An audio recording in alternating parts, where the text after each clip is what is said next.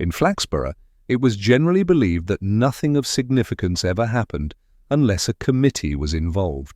So when the matter of the autumn Open Heritage Evening arose again, an event intended to encourage civic pride, polite curiosity and discreet envy, no fewer than 7 subcommittees sprang up, each claiming seniority and historical precedent. At the head of all this, as she was at the head of most town undertakings involving tables, leaflets and indignation, stood Mrs. Constance Galliford. To her fell the fine responsibility of selecting which private homes might be toured by the public, under the illusion that Flaxborough was an architectural jewel of national importance rather than a pleasant but modest collection of houses that merely looked older than their central heating invoices suggested. This year, however, a particular property had intruded upon the committee's serene arrangements, the old Royce house on Curlew Lane. To call the house uninhabited would have been correct. To call it abandoned would have been socially careless. It was a structure that had, for many decades, patiently retained its wallpaper and dust as though it expected its occupants to return at any moment from a long and respectable holiday. The Royce family line had thinned nearly to vapour. Scattered descendants, vague legal trusts, and a solicitor in Lincoln whose handwriting was universally hated but widely feared, yet it was Mrs. Galliford who insisted the house should feature in the Heritage Evening. Historically significant, she declared, tapping her pen at the committee table as though striking a judicial gavel. One of the few houses retaining its original Georgian cornicing, and the town will benefit from remembering its better taste. The others did not disagree verbally. Their silence, however, achieved operatic range, for there had been talk about the Royce house, not disreputable talk, merely cautious talk, that someone had gone in once, some months ago, that a curtain had been seen drawn back one night despite no one officially having keys, that a faint light, like the last wick of a lamp guttering, had been observed at midnight on more than one occasion. But Mrs. Galliford was not a woman to be refused easily. Therefore, after sufficient resistance had been offered for politeness' sake, the Royce house was accepted into the list of heritage properties. Tea towels commemorating the event were already being discussed when the matter of guides arose. "We will need someone who can speak knowledgeably about the Royce family," she said, glancing about the table in the manner of a falcon selecting whichever rabbit looked the least fleet of foot. A few committee members reacted by suddenly discovering the urgent need to consult their handbags. Then one later claimed responsibility, suggested Leonard Peebles. Peebles had returned to Flaxborough 3 months earlier after what seemed to have been a prolonged absence of the type not explained unless requested, and not requested unless one was determined to be told a lie. He lived alone now in a room above the tobacconist, walked with a mild stoop, and greeted people with a politeness that suggested apology rather than friendliness. He knew the Royce family in his youth, offered Mrs. Florrie Cresswell, who always enjoyed providing information that had not technically been asked for. "Yes," said another. "In fact, I believe he was particularly acquainted with Miss Royce."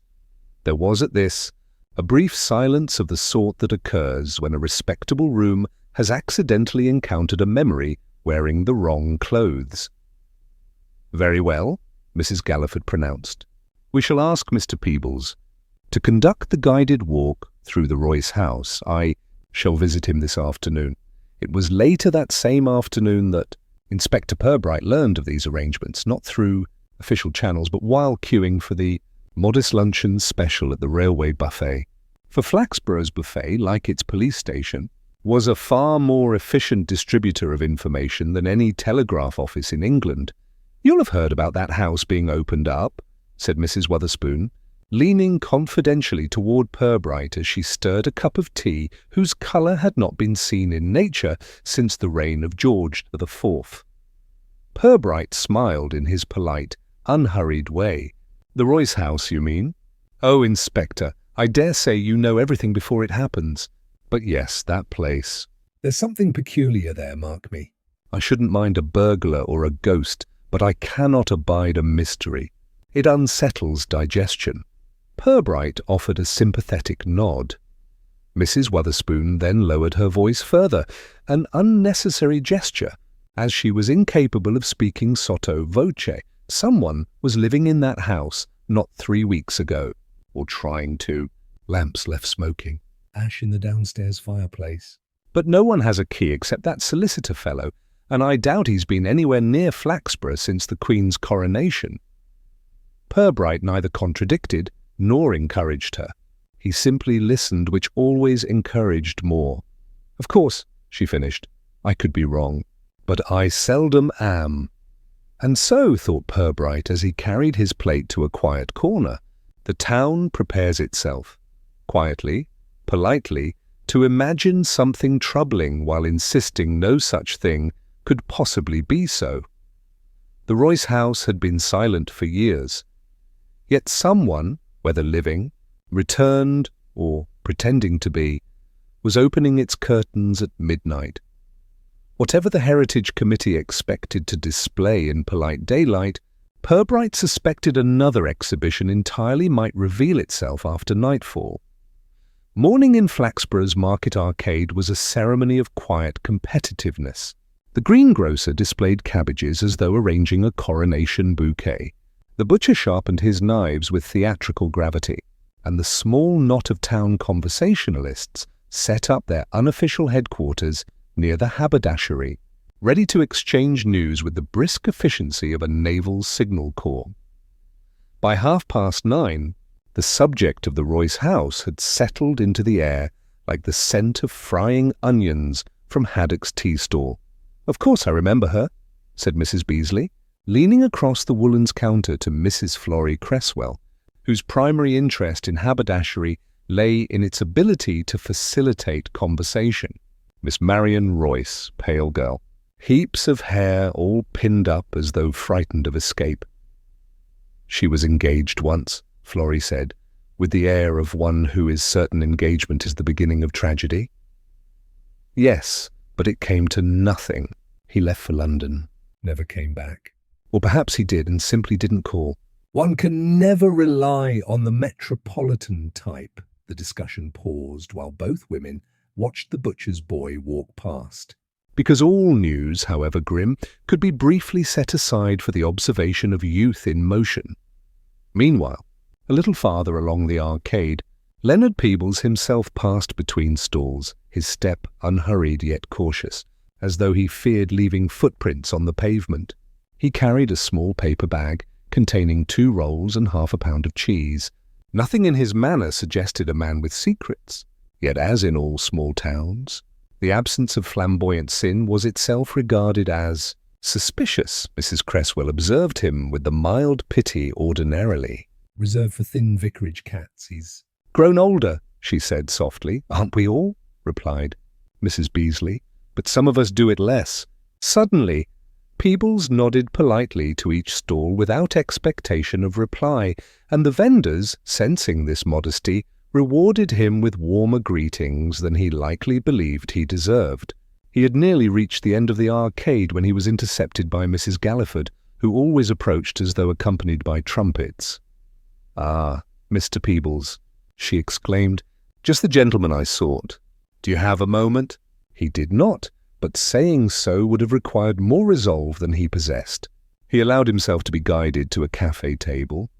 "We require your invaluable help with the Heritage Evening," she announced, as though bestowing a knighthood. "The Royce house, of course. You would be the ideal guide, having known the family." Peebles' expression did not change, but something in the air seemed to lower itself, like a bird deciding not to take wing. "I remember them," he said gently. "Not sure I recall anything that would interest the public." "Nonsense. A few anecdotes, some architectural admiration. These events are more tone than content. People merely wish to feel they've learned something. It matters very little whether they actually have." Peebles swallowed, his hands resting neatly upon one another. "I'll consider it." A silence formed, cool and thin, like frost on a window. Mrs. Galliford did not enjoy silences not of her own making. "Excellent," she said briskly. "I shall take your acceptance as provisional. We must rehearse, of course. I'll arrange access to the house on Thursday afternoon." Peebles' throat moved once. Yes, Thursday. He rose, bowed his head, and departed the arcade with the manner of a man who has been given a date with something long believed buried. Inspector Purbright learned of this exchange a quarter-hour later, not because he spied, but because Flaxborough itself was committed to ensuring he never lacked context. Mrs. Beasley called after him as he passed the haberdashery. "Inspector!" Mrs. Galliford's fixed Mr. Peebles for the Royce place. "Thursday, you know." Purbright paused, hands behind his back. "So I hear," he said. "It'll do him good," Mrs. Beasley added. "It'll do someone good," Purbright murmured, almost inaudibly. Later that afternoon, Purbright visited Sergeant Chubb, who was spending his time, a phrase used generously, arranging receipts in order of personal preference rather than any system recognized by the Home Office. "Sergeant," Purbright began conversationally, "have we any key to the Royce house?" Chubb looked alarmed. "No, sir. Mr. Melford, the solicitor in Lincoln, holds it. He's not what I'd call local in temperament." "No, yet someone has been inside the house recently." Chubb blinked. "Recently, sir?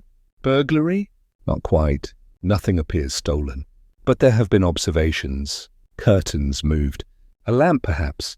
No official explanation. And now the place is to be open to visitors." Chubb absorbed this slowly, as though the idea had many corners. "Would you like me to keep an eye on it, sir? If it does not disrupt more pressing duties." Given Chubb's working calendar, this was tantamount to a direct order. "Oh, and Sergeant," Purbright added. "Yes, sir?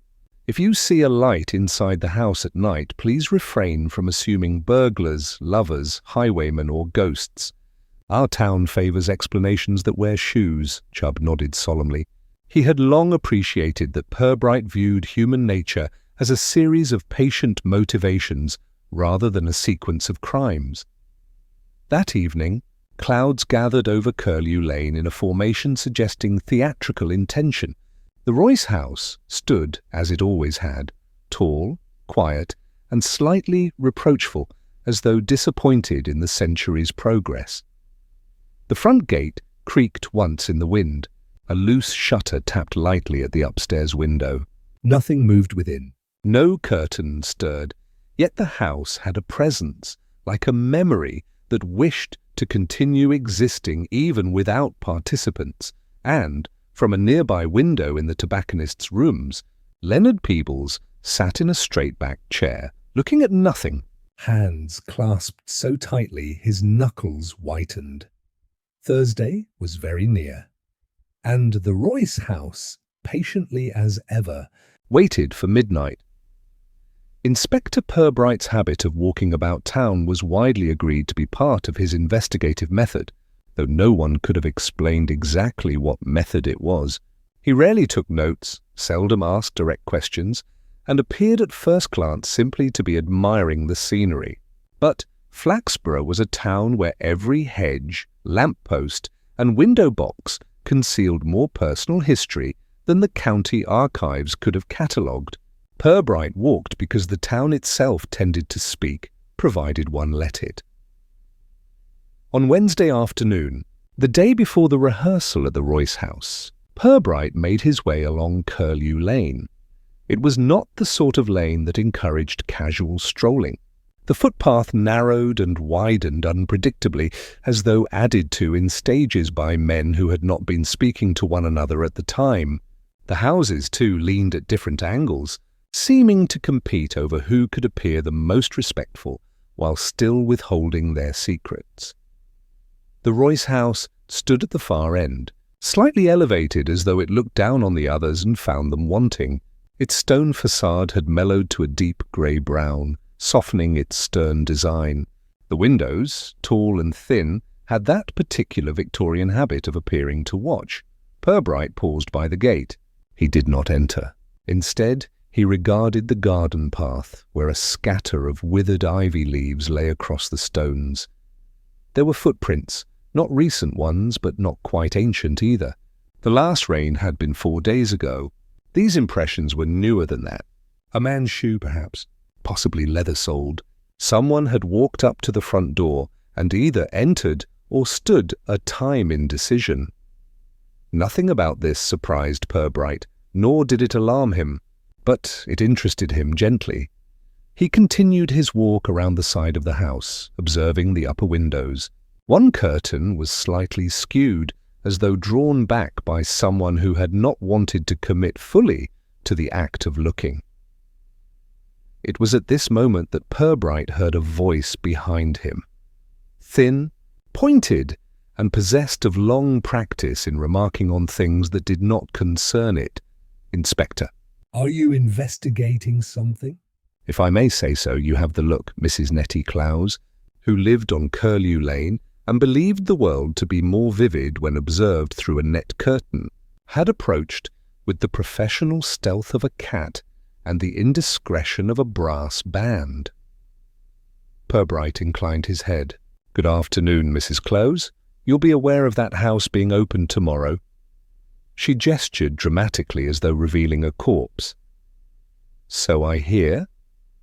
I don't hold with it, she declared, bringing people into places that have had history. Most places have had history, Purbright replied mildly.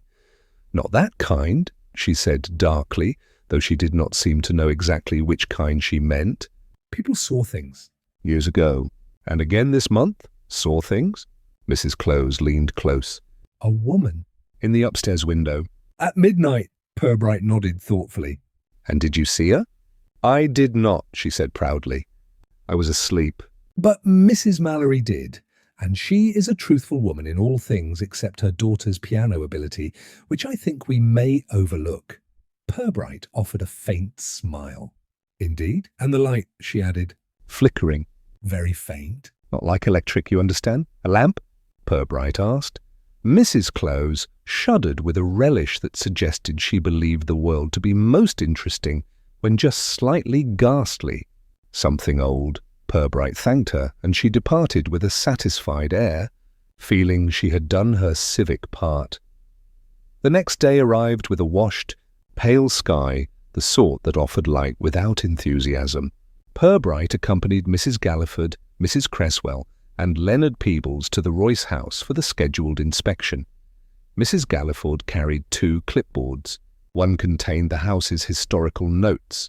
The other, more heavily annotated, contained instructions for how volunteers should stand, gesture, and avoid pronouncing anything incorrectly.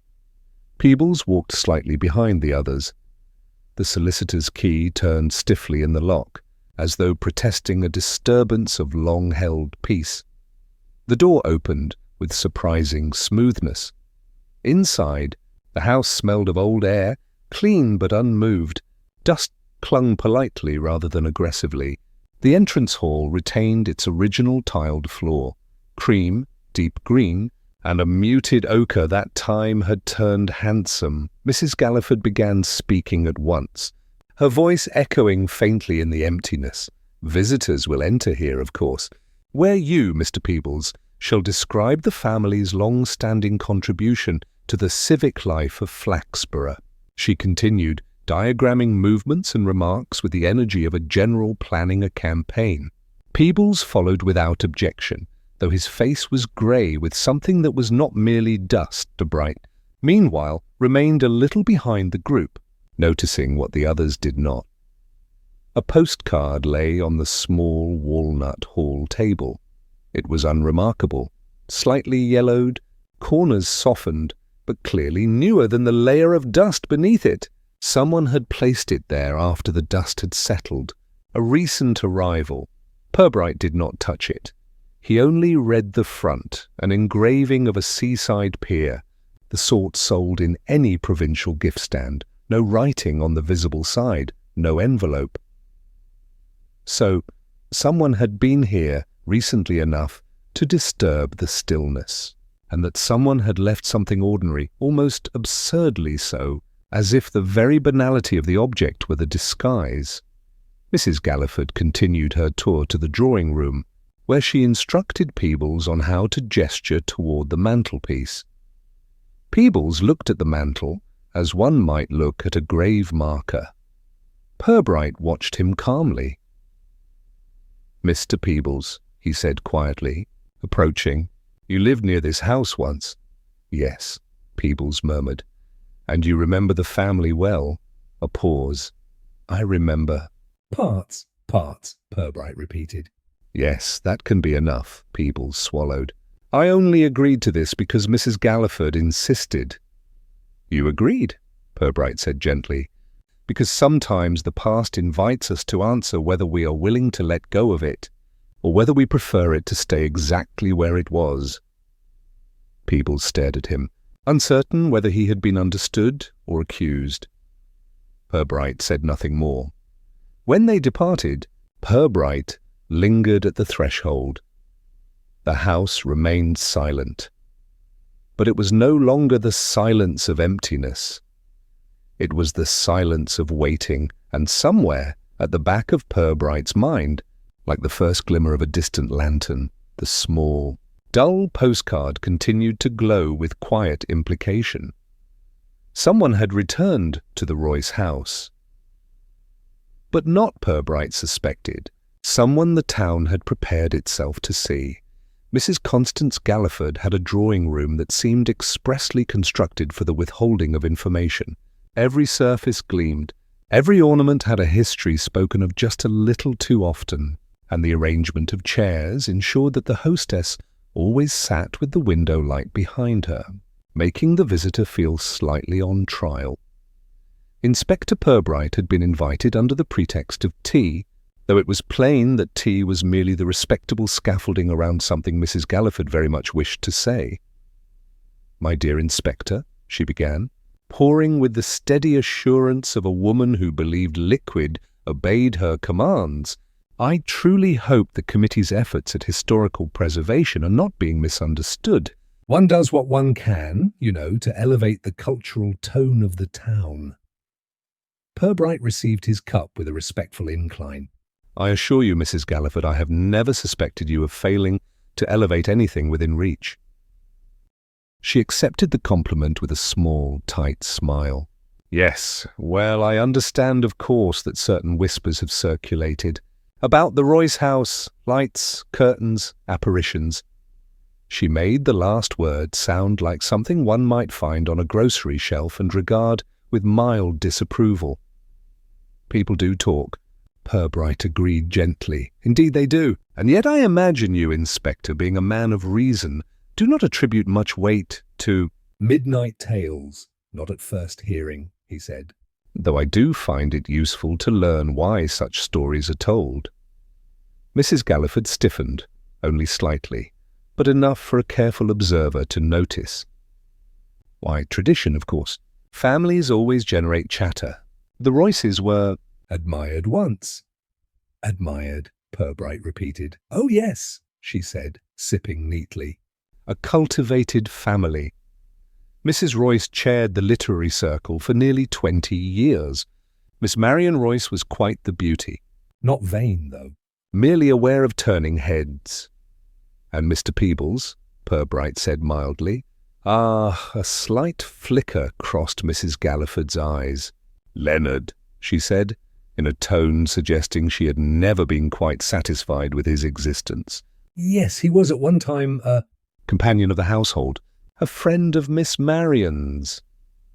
His people were respectable but lacking in—" She searched for the diplomatic word. "Decoration," she finished. Purbright waited. "Well?" She set down her cup, fingertips resting with precision on the saucer. There was an understanding, or the makings of one. But then Miss Marion received an opportunity to travel. "London, and later Florence, and Mr. Peebles." He remained here. Mrs. Galliford's tone implied that staying in Flaxborough was in itself a sort of failure. He was very attached. Too attached, perhaps. It did not end well. In what sense? "Oh, nothing sensational, merely unfortunate."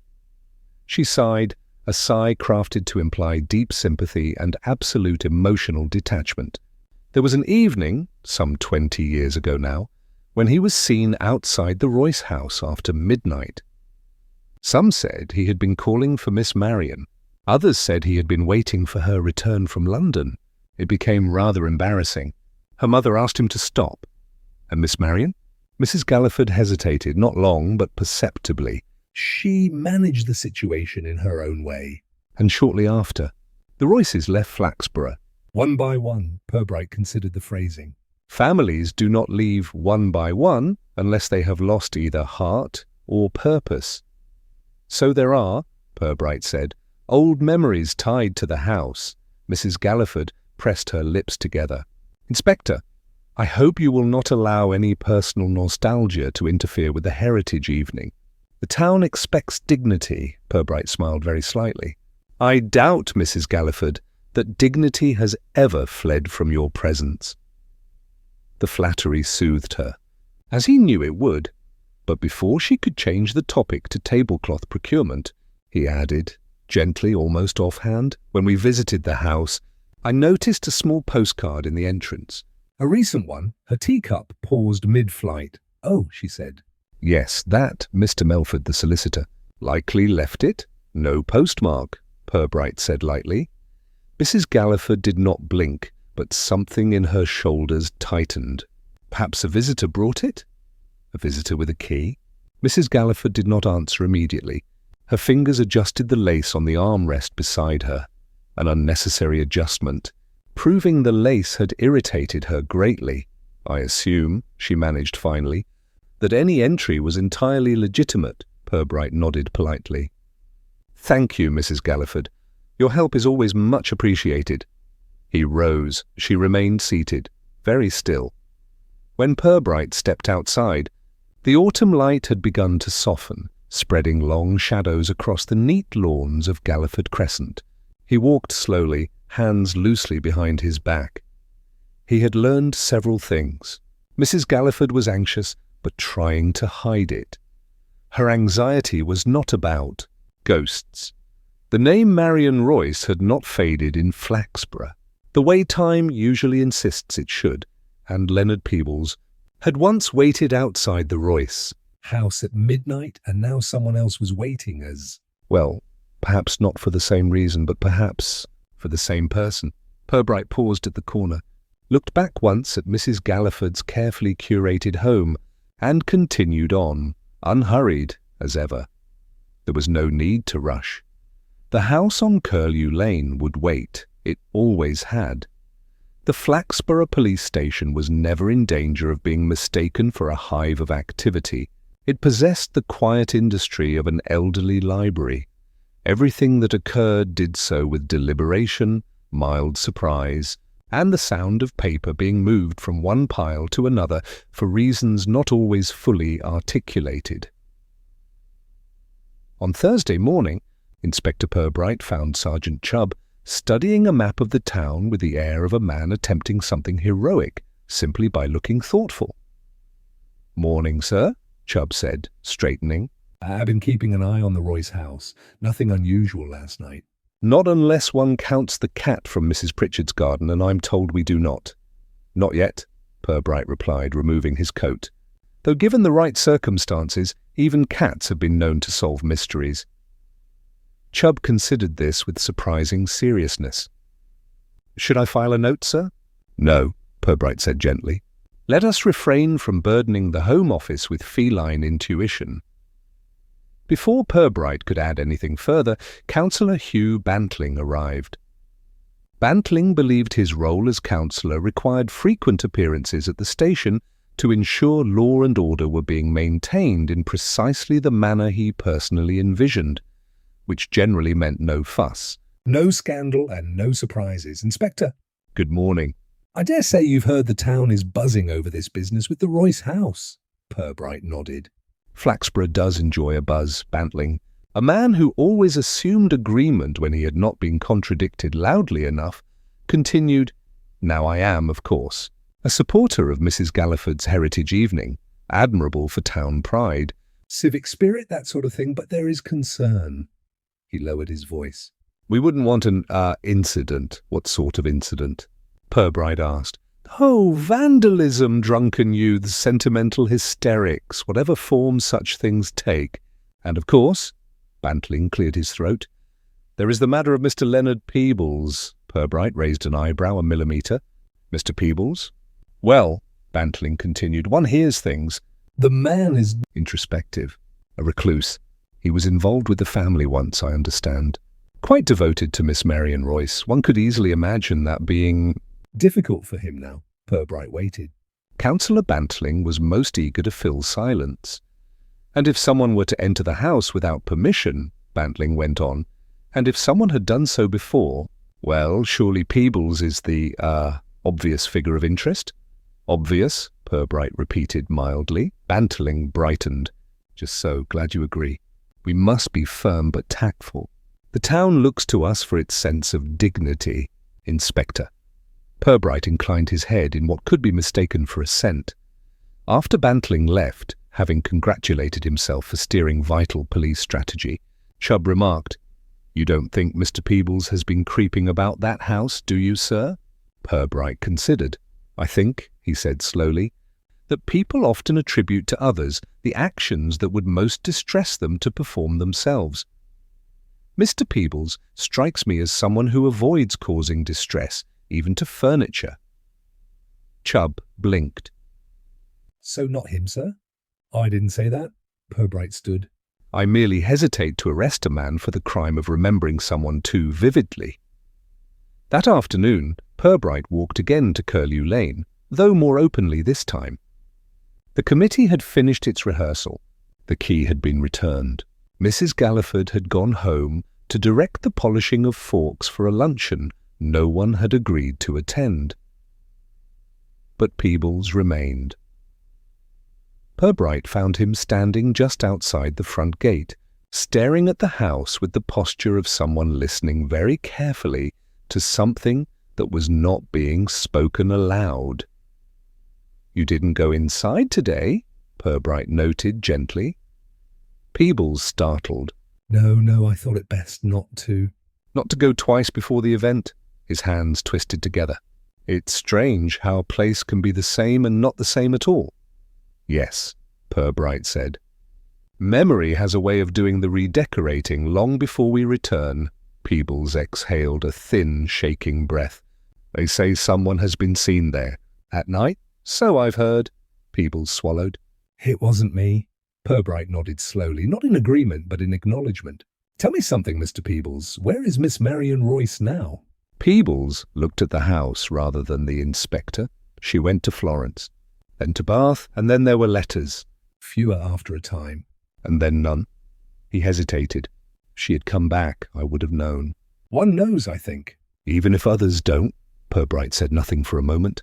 Then, and yet, someone has been here. Peebles' face tightened, not defensively, but carefully, like someone handling a thought too delicate to set down. If it is her, he began, and stopped. Purbright did not press him. There are moments, he believed, when questions bruise more than they reveal. The sun was dipping toward the town's chimneys when Purbright returned to the station. A soft autumn wind stirred the trees, gentle, almost thoughtful. Chubb looked up from his paperwork. Quiet day, sir? Yes, Purbright said, though I suspect the quiet is about to become a great deal more interesting, for while Councillor Bantling was quite satisfied with his neat suspect and Mrs. Galliford had convinced herself that the house merely needed dusting and a brochure, the Royce house, patient, dignified, and inconveniently truthful, was preparing to contradict both of them. Someone had been inside, someone would come again, and Purbright had the sense, faint but familiar, that the real explanation would be neither romantic, nor ghostly, nor criminal, but human, painfully human, perhaps even kind. But kindness, in Flaxborough, was often the most complicated motive of all. It was just after 11:30 when Constable Meeks, who had been assigned the unenviable task of observing the Royce house from a discreet distance, realized that his coat was not sufficient for the night air. The constable was a decent young man, Ernest, slightly overawed by Inspector Purbright, and firmly convinced that mysteries were solved by standing still and looking suspiciously at everything. This philosophy had yet to produce any significant breakthroughs, but it gave him a steady posture and a sense of purpose under lamplight. Curlew Lane was very quiet at that hour. The houses nearby pressed more closely together in darkness, and the Royce house seemed not to inhabit the lane at all, but rather to occupy some private half-shadow where sound and time were reluctant to intrude. Meeks shifted his weight from one foot to the other. A cat, aware that it was adding to the atmosphere of the evening, passed by without acknowledging him. Then something changed. It was not a sound, nor a movement. It was light, a faint, flickering glow behind the upstairs left window. Meeks held his breath. Not electric light, not a torch. This was something softer, warmer. The light of flame, not bright, but small, restrained, like a candle cupped in someone's hand. It wavered once against the window glass. Meeks squinted, trying to make out a silhouette. Was it? Yes. Someone was moving within. Slowly. Moving with familiarity, not stealth, as one does in one's own home late at night. Meeks tried to recall the exact procedural advice for the moment when one saw something quite alarming and rather supernatural-looking, but could not be certain it was illegal. He compromised by stepping forward quietly, but before he could get close, a voice spoke just behind him. "Constable." Meeks nearly shed his soul in fright. "Inspector." Purbright materialized beside him with the unhurried ease of someone who had been there for several minutes already. "Oh." "Sir," Meeks whispered, as though the house itself might overhear. "Someone's inside." "Sir, someone is in there." "Yes," Purbright murmured. "I see." The two men observed in silence as the faint light moved across the room, paused, and then vanished altogether. Meeks felt a shiver, not of fear, precisely, but of the peculiar intimacy of watching something private. Purbright did not move. After several moments, he said quietly, "No one exited the house." "No." "Sir, and no one entered that we saw?" "No." "Sir?" Purbright nodded. "Constable, go home. Get some sleep. Report at 9 tomorrow." Meeks hesitated. "Should we do something, sir?" "We will," Purbright said, "but not tonight." The town learned of the occurrence by morning. It always did. Mrs. Clowes, who had not been present, nonetheless claimed to have witnessed the entire spectacle from a window she did not possess. Mrs. Beasley declared that she had always said the house was unsettled. Mr. Haddock of the tea stall observed that a house was only as unsettled as the people who insisted on remembering. Yet Peebles heard the news quietly because someone always made sure he heard things quietly, as though loud words might break him.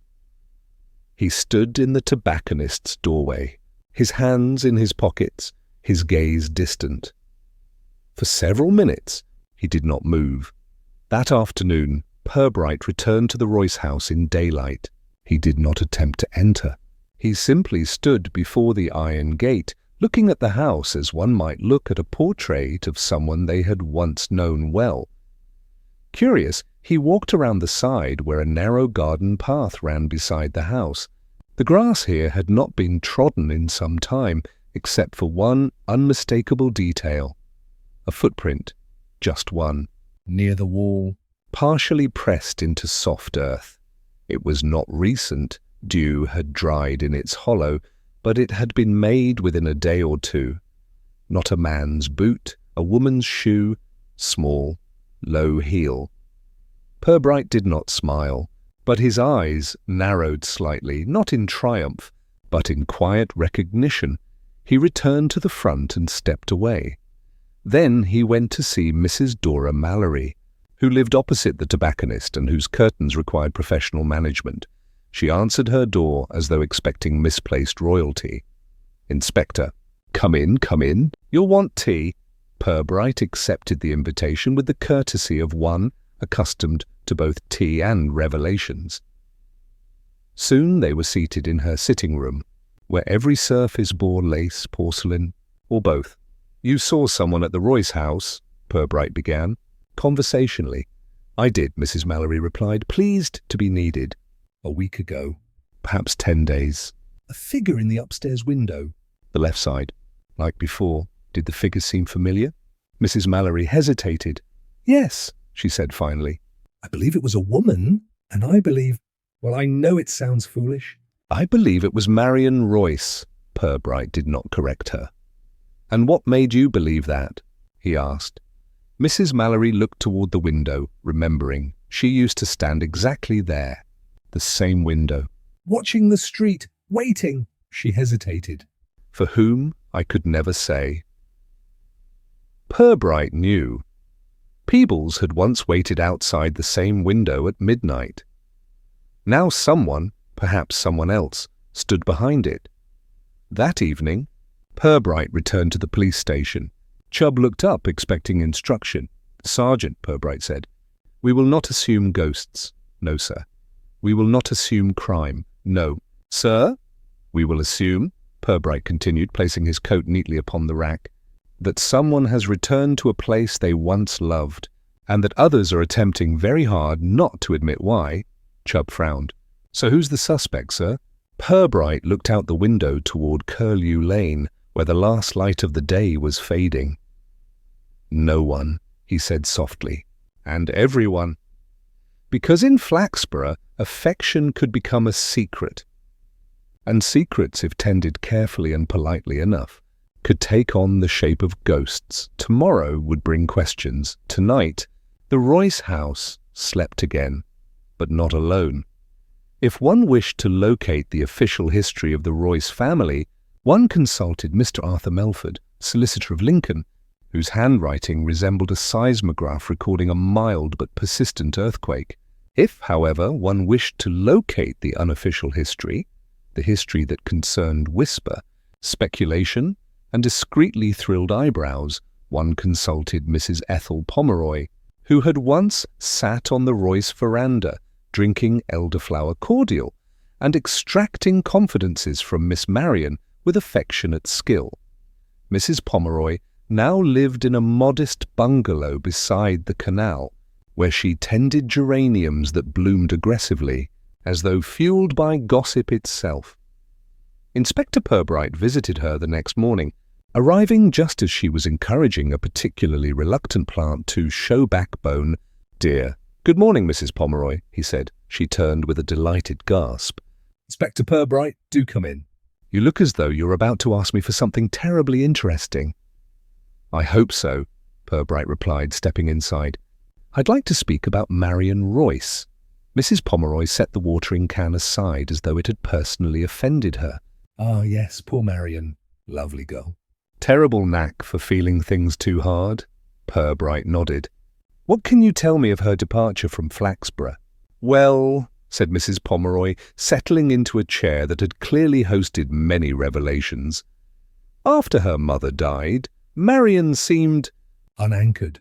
She left for Florence, you know." Letters arrived for a while. Charming, affectionate letters. "But," she lifted a finger, "will they change? How so?" "Tone," Mrs. Pomeroy said. "A tightening." "A brightness that felt, how do I put this, performed." I suspected loneliness. Or pride. She was always proud. Then the letters stopped. "That's always the saddest part, isn't it? Not the leaving." The silence afterward. "And there has been no word since?" Mrs. Pomeroy shook her head. "Not to me. Not to anyone here, I think. Which is why," she leaned slightly forward, "anyone who claims to have seen her recently is speaking of memory." "Not reality." Purbright absorbed this in silence. "Inspector," Mrs. Pomeroy added softly. "Marion Royce did not return to Flaxborough. Not last week." "Not last month. Not in 20 years. Is she alive?" Mrs. Pomeroy looked down at her hands. "I believe so. I hope so. But I do know this. If Marion returned to that house, she would have written to me, even out of pride." "Especially out of pride." Purbright considered this. Then the figure seen at the window. he said gently, was someone else. Mrs. Pomeroy exhaled. Someone who wished her to be back. Later that day, Purbright instructed Sergeant Chubb to telephone Mr. Melford, the solicitor. After 4 attempts and a lengthy debate regarding who ought to bear the cost of the call, the solicitor confirmed no heir had reclaimed the house, no permission had been granted for anyone to enter. No keys existed locally except the one Mrs. Galliford had borrowed. Chubb, who believed that legal matters were inherently sinister, looked up from his notes. "So whoever was in the house shouldn't have been, sir?" "Legally, yes," Purbright replied. "Morally, we cannot yet say." Chubb frowned deeply, as though morality were a type of screwdriver he had misplaced. Meanwhile, the town's stories continued to multiply. Mrs. Close insisted the midnight figure had been weeping. Mrs. Beasley was certain the figure had been smiling, which was naturally more disturbing. Mr. Haddock suggested that human beings often saw what they needed to, and no further. But the detail that circulated most vividly, passed over teacups, counters, and coat racks, was this. A woman had been seen leaving the tobacconist's stairwell shortly before dusk 3 days earlier. A quiet woman. Small, dark coat. A scarf covering her hair. Unfamiliar to most, but familiar enough to one person that her existence became possible rather than improbable. Constable Meeks relayed this to Purbright. "Mrs. Mallory says she was sure it was a visitor," Meeks explained earnestly. "Not from town. But she was certain Mr. Peebles knew her." Purbright sat back at his desk. "Did Mr. Peebles speak to her?" "No one saw. She may have come and gone quickly." Purbright tapped his fingers lightly on the blotter. "And did Mrs. Mallory say whether the woman looked—" He paused, choosing his words with care. "Like Miss Marion Royce?" Meeks nodded slowly. "She said—" "Yes and no." "Familiar, but not the same. Like a shadow of someone you used to know." That was the phrase. Purbright leaned back further. "Sergeant Chubb," he said. "Yes, sir?" "Be so good as to locate Mr. Peebles." Chubb departed with the solemnity of a man preparing to retrieve someone from a cliff edge. He found Peebles seated in the tobacconist's room, staring at an open suitcase that contained nothing but folded letters. Peebles did not look up when Chubb entered. "Mr. Peebles," Chubb said, trying to sound gentle, though his natural tone always suggested an arrest was imminent. "Inspector Purbright would like a word." Peebles rose without argument. Back at the station, Purbright offered him a chair. "Mr. Peebles," he said softly, "someone saw a woman enter the house earlier this week. Someone who resembled Miss Marion Royce." Peebles looked at the floor. "Yes," he said. Purbright waited. Peebles continued, voice small but steady. "She is not Marion. She is Lydia Royce, Marion's younger cousin. The family sent her here, quietly, to see whether the house might be restored, or sold, or simply left to sleep." "Lydia," Purbright repeated. "So someone has returned." Peebles nodded once. "She arrived 3 weeks ago. She didn't want attention. She asked me not to speak of her. She wanted time, to think, to see the house at night, as she remembered it from childhood." "And the light?" "I held it," Peebles whispered. "So she could look. She was afraid of the dark." Purbright's expression did not change, but something in his manner softened. "And Miss Lydia is still in Flaxborough?" Peebles swallowed. "I think so." "But she may leave soon. Why?" "Because this town does not like the past returning," Peebles said, "even when it does no harm." When Peebles left, Purbright remained seated, hands lightly steepled. The simple explanation, ghosts or criminal intruder, had dissolved entirely. Lydia Royce had returned. But quietly, secretly, gently. And the town, hungry for mystery but terrified of disruption, had already begun to distort her presence into something else. There was no crime yet, but where memory, privacy and pity intersected, Trouble was very rarely far behind. Purbright exhaled slowly. The Royce house was no longer waiting for Marion. It was waiting for the truth that Lydia had brought with her. And the town was about to react, Inspector. Purbright took his midday tea not in the station canteen, where tea was brewed to a strength that suggested a grudge against the water, but in the small corner of the library overlooking the war memorial. He sat where the windowsill was warm, the light gentle, and the hush unbothered by news, opinion, or municipal self-importance. It was here that Purbright preferred to think. Not about clues, for, as yet, there were none that would satisfy a detective of the more sensational variety, but about people. Lydia Royce had returned to a house that had waited for her. Peebles, having spent a life pretending to forget, had remembered the moment she appeared, and the town, watching from windows, knitting circles, and queuing at Haddock's tea stall, had decided a ghost was easier to accept than a real woman with real reasons. Purbright watched a pair of elderly men arranging themselves on a bench, each hoping the other would mention the weather first, so that neither would feel responsible for starting the conversation. He wondered, not without affection, whether Flaxborough's greatest fear was being seen to care too much. A soft step approached. Sergeant Chubb, removing his hat in the library with ceremonial solemnity, whispered, "Sir." "Mr. Peebles is back at the tobacconist's, sitting, not moving much." Purbright nodded. "And Lydia?" "No sign." "No one's seen her today, but Mrs. Clowes believes she heard weeping near the canal bridge last night. Mrs. Clowes also believed she heard a burglar inside her broom cupboard in March," Purbright reminded him. "Yes, sir." "It was the broom." Purbright rose, brushing a small thread of lint from his coat. "Come, Sergeant. We shall visit the canal." The canal path was quiet at early afternoon.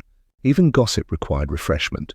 A breeze moved the water just enough to create a texture like rippled silk. On the opposite bank stood a woman, her coat dark, her hair hidden beneath a scarf the colour of rain clouds.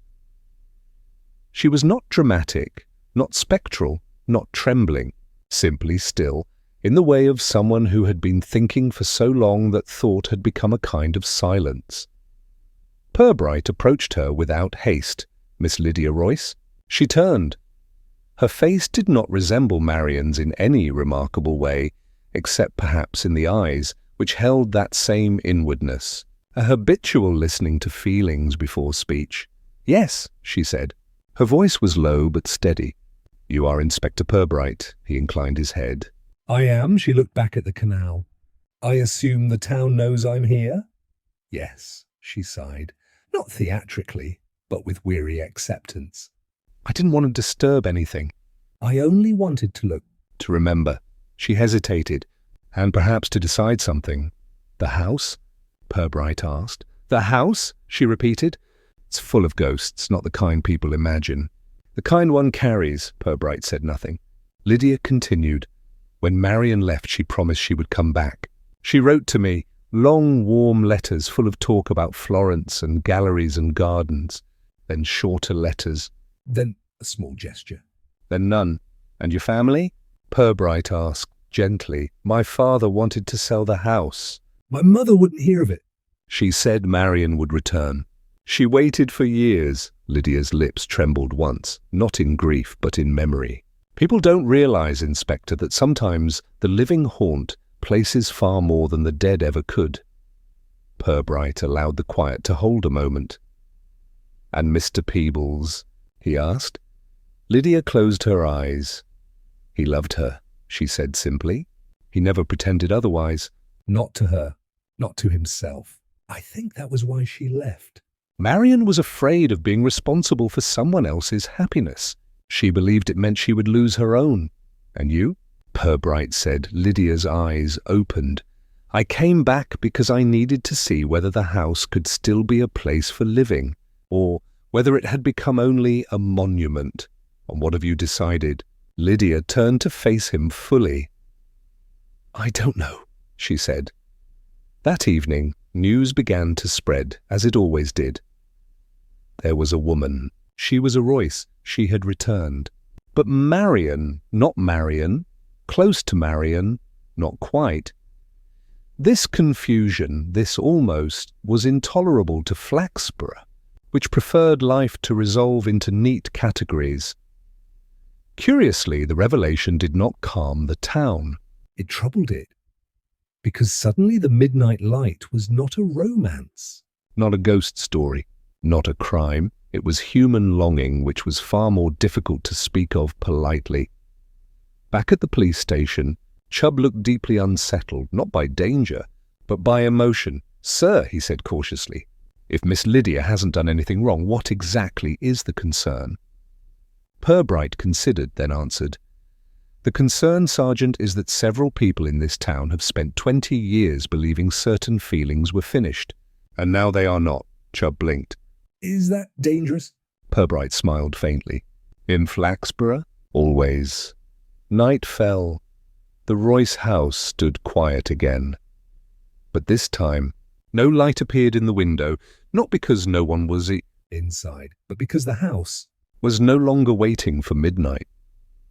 It was waiting for something to be said aloud, and Purbright knew the next step would not be observation, it would be invitation. It was agreed, though nobody quite remembered agreeing, that the Royce house would remain locked until the heritage evening. Mrs. Galliford had declared this policy in her capacity as arbiter of cultural correctness, and no one had thought to question her, largely because any argument with Mrs. Galliford tended to result in an invitation to join a committee. Yet on the evening of the second Friday in October, the house was opened, not by force, not by conspiracy, but by arrangement. Inspector Purbright stood at the gate, the long quiet of Curlew Lane settling around him like gathered dust. The last of the daylight had faded. The street lamps glowed with that weak, apologetic light common to small towns that preferred to be safely unilluminated. Peebles arrived first. He came walking slowly, coat buttoned to the throat, the posture of a man who had decided something and was now only afraid of carrying it out. He did not see Purbright at first. His eyes were on the house, or rather on something that used to be inside it. "Good evening, Mr. Peebles," Purbright said. Peebles stopped short, breath catching. "Inspector, I didn't know—" "No," Purbright said gently. "You didn't? But it seems appropriate that we go inside together." Peebles nodded once. The nod of someone no longer negotiating with himself. A minute later, Lydia Royce appeared. She came quietly from the direction of the canal, her steps soft, her expression composed. She did not hurry, nor did she look up until she was nearly beside them. "Inspector, Leonard?" Her voice did not tremble. Purbright regarded her kindly. "Shall we?" The key turned without protest. The door opened with the same smooth patience it had shown all along. The entrance hall, in the dim lamplight Purbright had brought, appeared less abandoned than paused. The dust lay lightly. The furniture waited in shapes of former conversation. The air smelled faintly of lavender polish, as though someone had once believed in regular Sundays. No one spoke. Purbright walked ahead, placing the lamp upon the small walnut table, the same table that held the postcard. It remained exactly where he had seen it, except now Lydia's eyes went straight to it. She stepped forward slowly and lifted it with careful hands. Her expression did not immediately reveal meaning, but something passed across it. Memory, recognition, and a question answered only to herself. Peebles did not move closer. He only watched her, breath shallow. Purbright stood by the fireplace, waiting, not intruding, not prompting. Lydia traced the edge of the postcard with her thumb. "My mother sent this," she said at last. "Years ago?" "When Marion first left. It was the pier we used to visit every summer." Peebles swallowed. You found it here? Lydia nodded. In a drawer. When I first came back, I put it there on the table, to see if the house remembered us. She gave a small, sad smile. As though houses remember anything. Purbright's voice was soft. They remember the people who insist on remembering them. Silence again. But now it had substance. Peebles took a half step forward, then stopped. Lydia, he said, and her name was not spoken as a question, but as recognition of something long known. I thought, when I heard someone had come back, I thought that it was Marion, Lydia finished gently. Peebles lowered his head. Yes, Lydia did not look wounded or surprised. Only very tired. She isn't coming back, Leonard. Peebles closed his eyes. I know, I've known for years. But knowing something and accepting it are not the same. Purbright observed the exchange with the same calm attentiveness he brought to witness statements. Except this was not testimony. This was two people attempting to decide whether time had ended something or preserved it. Lydia, Purbright said quietly, why did you return to Flaxborough now? Lydia looked up directly into the inspector's eyes, because I wanted to see whether there was anything here worth keeping. The house, the history, the attachments, she paused. If there were, I thought perhaps I might stay. If not, I thought perhaps it was time to let the house go. And now? Purbright asked. Lydia seemed to search for words that could be said. Aloud without betraying anything private. I don't know, she said again. They stood in the hall like the last three people in a theatre. After the lights have come up. Then Purbright, in his characteristically quiet fashion, performed the closest thing to a test he ever allowed himself. He turned to Peebles first. Leonard, if Lydia sells the house, if the house is emptied and closed and the past is let go, would that harm you? Peebles opened his mouth, stopped, then understood the real question. Do you love Marion? Or do you love what you never allowed yourself to release? I don't want to live in the past, he said. I only didn't know how to leave it. Purbright nodded, as if that were the answer he expected, and perhaps had hoped for. Then he turned to Lydia. If you stay, he said, will you stay because the house needs you, or because you need not be alone in the memory of it? Lydia's eyes trembled, not with tears, but clarity. I don't want to be alone, she said very quietly. Peebles stepped forward then. Only one step. Enough. Lydia did not step back. The house, in its long, patient dignity, seemed to release a breath, and Purbright, satisfied that both truth and kindness had been permitted to coexist, collected his lamp. I'll see myself out, he said softly. No dramatic exit, no revelation announced. Just peace. He closed the door behind him, leaving Lydia and Peebles together in the home that had waited 20 years for someone to speak. Honestly inside it, the Royce house no longer waited for midnight. Had been given something better. Recognition, and recognition, Purbright knew, is the quiet undoing of ghosts. The Flaxborough Council chamber had been designed to give the illusion of authority, though its acoustics made every pronouncement sound faintly apologetic. It was here that Mrs. Galliford, Councillor Bantling, Mr. Haddock of the tea stall invited accidentally but staying on principle, Sergeant Chubb and several townspeople of variable relevance gathered to hear Inspector Purbright's clarification regarding the Royce House matter. Mrs. Galliford sat with her spine arranged in triumphant expectation. She had prepared a speech in case public commendation was required. Bantling had prepared a speech in case public regret was required. Both were confident the other would be embarrassed. Purbright entered with his usual calm, courteous composure. Peebles sat quietly near the back. Lydia Royce sat near a window, hands folded, composed, but not hiding. Purbright took no notes from his pocket. He required none, he began gently. There has been much discussion about the Royce house. Lights seen at night. A woman at the window. Whispered theories of trespass, some more imaginative than others. A polite ripple of embarrassed throat-clearing spread through the room. But, Purbright continued, it is not always trespass that draws someone back to a place. Sometimes it is memory. Sometimes it is unfinished feeling. Mrs. Galliford stiffened. She preferred her mysteries solvable by committee vote. Purbright went on. 20 years ago, Miss Marion Royce left Flaxborough. Her reasons were not dramatic, but deeply human. She felt herself unable to stay in a place where she might be responsible for another person's happiness. She carried affection but also fear. He did not look at Peebles, but the room did. She did not return.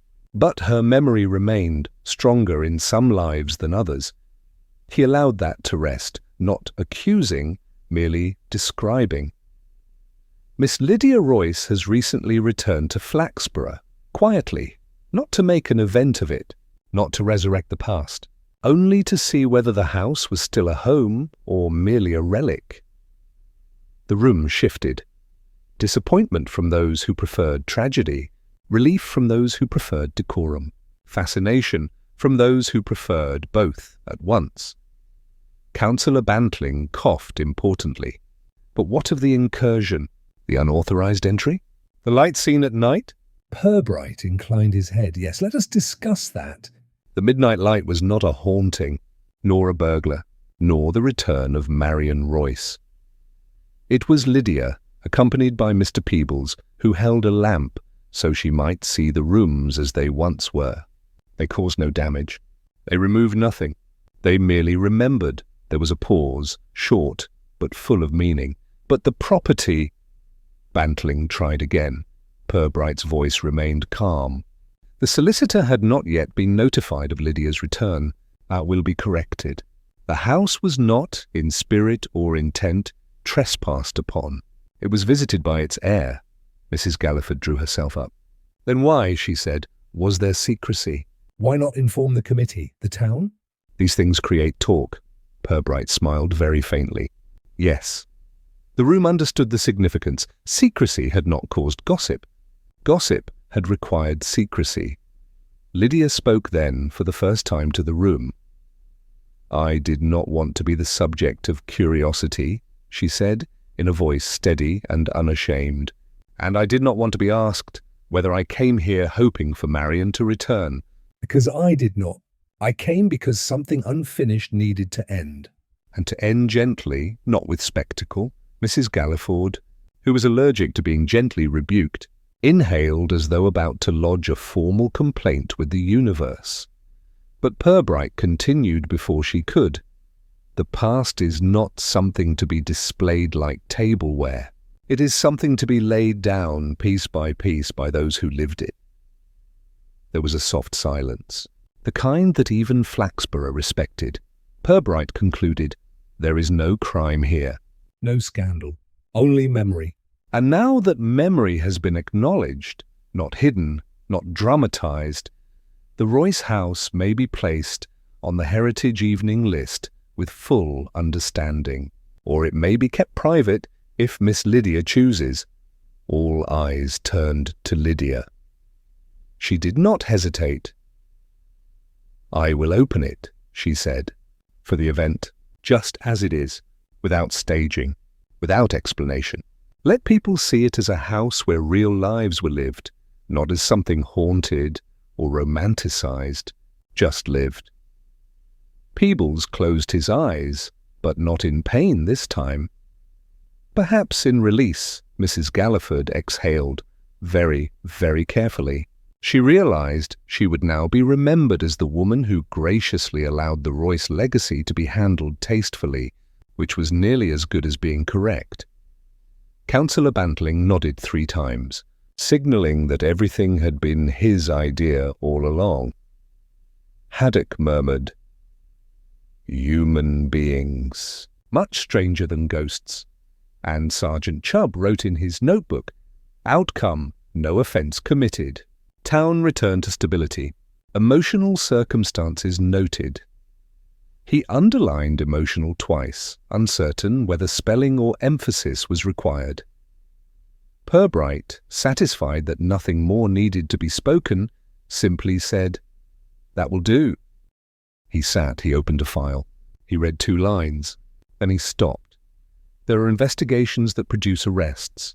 There are investigations that produce answers. And there are investigations, rare, necessary ones, that produce understanding. He closed the file gently. For tonight, understanding was enough. Flaxborough had returned to itself. But not quite unchanged. Some houses remember those who leave. Some people remember those who stay.